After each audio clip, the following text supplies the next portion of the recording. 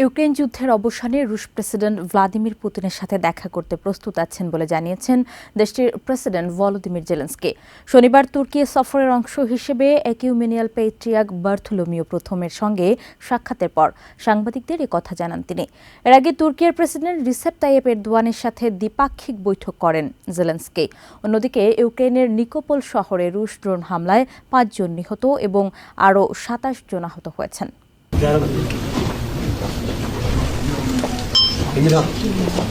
তুর্কির Istanbul সফরকালে শনিবার একিউমেনিক্যাল পেট্রিয়ার্ক বার্থোলোমিও প্রথমের সঙ্গে সাক্ষাৎ করেছেন ইউক্রেনের প্রেসিডেন্ট ভলোদিমির জেলেনস্কি। সাক্ষাতের পর সাংবাদিকদের তিনি জানান, রাশিয়ার সঙ্গে চলমান যুদ্ধ নিরসনে সবকিছু করবে Kyiv.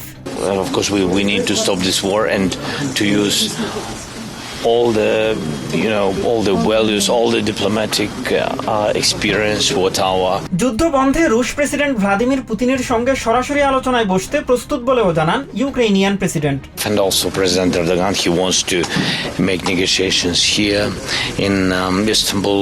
We are ready to come. I always said that we are ready for the meeting on the level of leaders in any kind of format.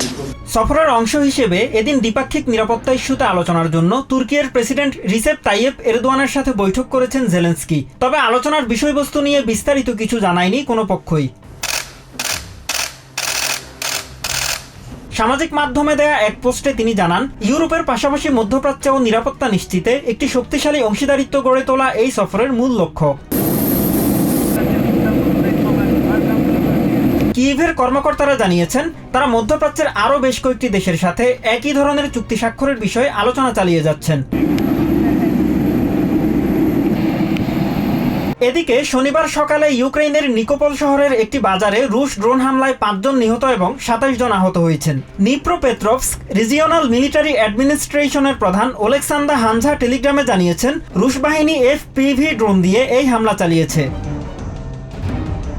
অন্যদিকে সাদার্ন রাশিয়ার রোস্টভ অঞ্চলে ইউক্রেনের ড্রোন ও ক্ষেপণাস্ত্র হামলায় অন্তত ১ জন নিহত এবং ৪ জন আহত হয়েছেন। এর পাশাপাশি হামলায় আজভ সাগরে অবস্থান করা একটি বিদেশি পণ্যবাহী জাহাজও ক্ষতিগ্রস্ত হয়েছে বলে জানিয়েছেন আঞ্চলিক governor.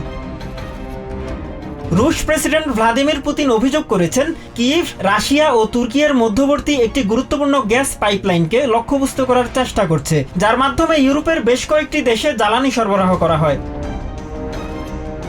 Mahmudul Hasan, TVN 24 news desk. New York থেকে সম্প্রচারিত TVN 24 টেলিভিশন বিশ্বজুড়ে বাঙালির কণ্ঠস্বর।